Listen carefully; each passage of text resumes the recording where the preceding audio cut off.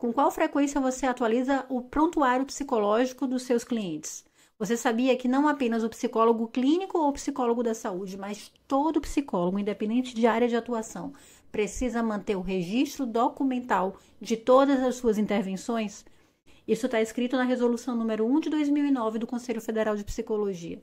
Olá, eu sou a Ana Vanessa Neves, seja bem-vindo ao DocsPsi. Se você ainda não está inscrito no canal, ative as notificações, deixe sua curtida para esse vídeo e pode deixar aqui também nos comentários as suas perguntas e dúvidas sobre esse assunto. Eu atuo há 20 anos como psicóloga clínica da saúde pública e também realizando perícias oficiais em saúde. E esse tema sobre produção documental vai ser o tema principal do nosso canal. Aqui nós vamos falar sobre todos os dilemas, perrengues, dificuldades e também as alegrias da produção de documentos psicológicos com qualidade técnica, com ética e com segurança. Nesse vídeo nós vamos nos aprofundar na produção do prontuário psicológico. E um dos erros mais frequentes que eu vejo psicólogos cometendo é de não saber dosar o equilíbrio perfeito do que deve ser colocado no seu prontuário. Alguns psicólogos fazem registros muito sucintos, com informações pouco relevantes para a compreensão do caso, enquanto outros utilizam o prontuário quase como um diário de reflexões sobre o atendimento. Tanto um ponto como o outro trazem riscos muito grandes para a sua prática profissional, riscos técnicos, riscos éticos e também riscos jurídicos. Sim. O Conselho Federal de Psicologia, nessa resolução número 1 de 2009, nos diz que nós temos o dever de manter o registro documental atualizado e que nós devemos ter um prontuário para cada pessoa que nós atendemos. Inclusive, quando nós fazemos atendimentos em grupo, precisamos registrar também um prontuário individual para cada pessoa que faz parte desse grupo. Então, se você atua na saúde, na organização, na escola, no judiciário, na área social, na clínica, independente da área, você precisa manter atualizadas as informações das pessoas que você atende e a condução do processo de construção desse conhecimento que você está fazendo através das suas intervenções. Porque isso é tão importante. Vamos lá. Imagine que daqui a 6 meses, 1 ano, uma pessoa que você já deixou de atender, ele procura, ele solicita a produção de um relatório. Você vai revisitar as suas anotações e você se dá conta de que não colocou ali nos seus registros aquilo que era tão importante para, de fato, você compreender ou retomar aquela história depois de um tempo. Ou imagine que você quer avançar na intervenção que você está fazendo. Você não está conseguindo detectar exatamente por que é que aquele caso não está avançando. E você volta para suas anotações. A maioria das pessoas, dos psicólogos, faz anotações em bloquinhos, em caderninhos ou em arquivos do Word, sem nenhuma estrutura, sem nenhuma organização, sem nenhum método. E ao retornar essas anotações, se dá conta de que deixou passar uma série de observações que seriam importantes para a compreensão do caso, para a evolução do caso. Porque você confiou demais na sua memória, você achou que não precisaria colocar aqueles detalhes. Ou imagine uma outra situação, em que você tem uma pessoa que você está atendendo e ela solicita a você acesso ao prontuário. Você sabia que a pessoa que você atende tem direito de solicitar o prontuário? Isso vale para nós psicólogos, vale para os médicos também, para qualquer profissional de saúde. É um direito ter acesso ao prontuário. Imagine que nesse prontuário você colocou informações do seu raciocínio técnico e que podem não deixar essa pessoa tão à vontade, pode fazer com que essa pessoa fique desconfortável ou até mesmo que fique com o pé atrás com relação ao seu trabalho, com relação a você, tá? Com medo de que isso aconteça, muitas vezes os profissionais não colocam todas as informações no prontuário. E não deve, de fato, colocar todas as informações. O Conselho de Psicologia faz uma distinção. Ele fala de registro documental, ele fala de prontuário, ele fala de informações privativas, anotações, registros privativos do psicólogo. O que eu vou compartilhar com você aqui agora é o modo como eu desenvolvi aqui uma técnica para fazer uma boa evolução dos prontuários. Eu não tive esse treinamento na graduação. Lógico que nós fazíamos evolução de prontuários, mas cada um registrava da forma como queria. Cada professor fazia de uma forma diferente, acabava que cada estudante também fazia de uma forma diferente. E quando eu saí da faculdade e fui atuar como psicóloga, eu fui também escrevendo da forma como eu acho que preciso escrever. Isso traz um problema muito grande, que é a dificuldade de sistematização das informações. Como é que eu consigo, de fato, ver que existe uma evolução da intervenção se não existem parâmetros que vão ancorar a minha análise ao longo do tempo? E isso daqui independe de área de atuação e depende de abordagem teórica.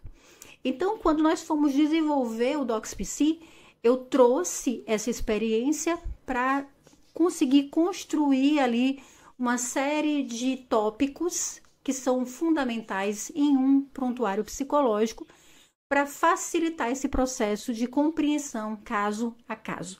E eu vou compartilhar com você aqui agora, então, como é que eu faço essa evolução e eu espero que isso inspire você também a conduzir, a escrever seu prontuário de uma forma mais sistematizada e trazendo mais qualidade técnica, mais segurança para as suas intervenções. Eu acabei de compartilhar aqui na tela com vocês o app DocsPC, que é o aplicativo, como eu mencionei, que eu ajudei a desenvolver, sou responsável técnica por essa ferramenta. E a ideia ao desenvolver essa ferramenta foi justamente trazer essa segurança da informação no primeiro passo, tá? Porque é muito comum fazer esses registros em folhas, né, de papel ou em caderninhos ou em bloquinhos e colocar isso numa pasta, ou fazer os registros no arquivo do Word. E isso tudo tem muitas dificuldades. Por quê? Primeiro que aqueles documentos, eles estão ali, aquelas informações, elas não têm um nível de segurança necessário para algo que é tão sigiloso. Uma pasta pode ser molhada, rasgada, perdida, roubada. Um arquivo no computador pode ser corrompido, pode ser copiado. E tudo isso gera um nível de insegurança. Quando você tem um prontuário e você evolui esse prontuário e deixa ele dentro de uma pasta de papel, alguma outra pessoa pode acessar, pode ler. E por mais que a gente tenha cuidado, essas situações acontecem ou elas podem acontecer. Então, quando você registra todas as informações dentro de um aplicativo, dentro de uma plataforma que tem criptografia, que tem um armazenamento dentro de um servidor que inclusive não fica aqui no Brasil, tá? É alto padrão de segurança. Isso torna o processo mais organizado e torna o processo mais seguro e mais ético também. Então, agora sim, eu vou mostrar aqui a tela para vocês. Então, como é que eu pensei e como é que eu passei a fazer, né, nas minhas evoluções. E depois que a ferramenta ficou pronta, eu passei também a registrar absolutamente todos os meus atendimentos dentro da plataforma. Então, quando você começa a atender uma pessoa, você faz ali o cadastro com as informações dessa pessoa, os dados pessoais, dados de contato, informações sobre o estado de saúde, a anamnese, que é muito importante que o psicólogo faça, né? Para compreender melhor quem é essa pessoa. E depois, a gente, uma vez que criou esse prontuário, a gente pode, então, começar a evoluir os prontuários, né? Então, a gente tem aqui, seleciona o nome da pessoa, esses nomes que estão aqui são todos fictícios, tá, gente? São casos que eu criei para facilitar esse processo de compartilhamento de informações com vocês, para que vocês possam sentir de uma forma mais didática como é que funciona de fato na prática. Então, nós temos aqui, na parte de prontuário, duas abas muito importantes. Uma é de dados gerais, em que você vai colocar informações básicas sobre a pessoa que você está atendendo, o nome, a data do atendimento, o horário de atendimento, a duração do atendimento, o número da sessão, o tipo de sessão, aonde foi realizado. São informações que a resolução do conselho nos solicita, que de fato a gente coloque isso no nosso registro documental. E aí eu acrescento o estado atual da pessoa. É muito importante a gente desenvolver o hábito de fazer exame psíquico e fazer anamnese das pessoas que a gente atende para a gente compreender o funcionamento psicológico delas. Trazer clareza na evolução, passo a passo, caso a caso.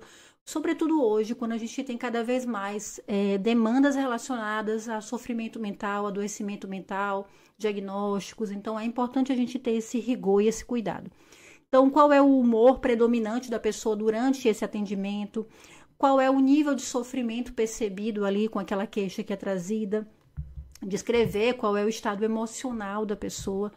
Tudo isso você pode fazer e usar esse modelo que eu estou trazendo aqui para você e fazer sua evolução no papel se você achar melhor. Mas, de fato, utilizando a ferramenta, eu acho que a gente consegue fazer de uma forma mais sistemática, mais organizada, mais segura e com muito mais rapidez e clareza. Se a pessoa está usando medicações, quais são elas? É bom a gente ter essa indicação. Como é que a pessoa estava no dia que ela foi atendida, qual era a aparência dela, o comportamento, a fala. Quando a gente vai registrando isso de um prontuário para o outro, evoluindo isso de um atendimento para outro, a gente consegue perceber, a gente consegue construir uma linha do tempo para compreender de fato essa pessoa, compreender as mudanças que foram acontecendo ao longo do tempo e quais eram os fatores que estavam relacionados a essas mudanças. Isso traz mais clareza e mais segurança técnica. Aí você pode registrar o conteúdo da sessão. Então, qual foi a demanda principal trazida pela pessoa nesse dia? Quais foram os temas abordados por ela? Quais eram as narrativas, né, mais relevantes? Aqui você pode transcrever algumas pequenas frases que ajudem a ilustrar melhor quais foram esses pontos trazidos pela pessoa que você atendeu. E aí, a parte das intervenções. Então, o que é que você planejou para trazer como tema ou como ferramenta ou como técnica naquela sessão, naquele atendimento?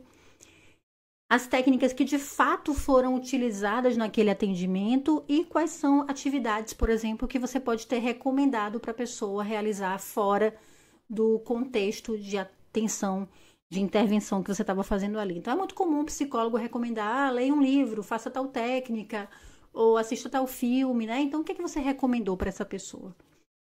Essas informações, então, aqui nesses espaços, você pode inserir também observações suas com relação a alguns fundamentos técnicos, alguns conceitos.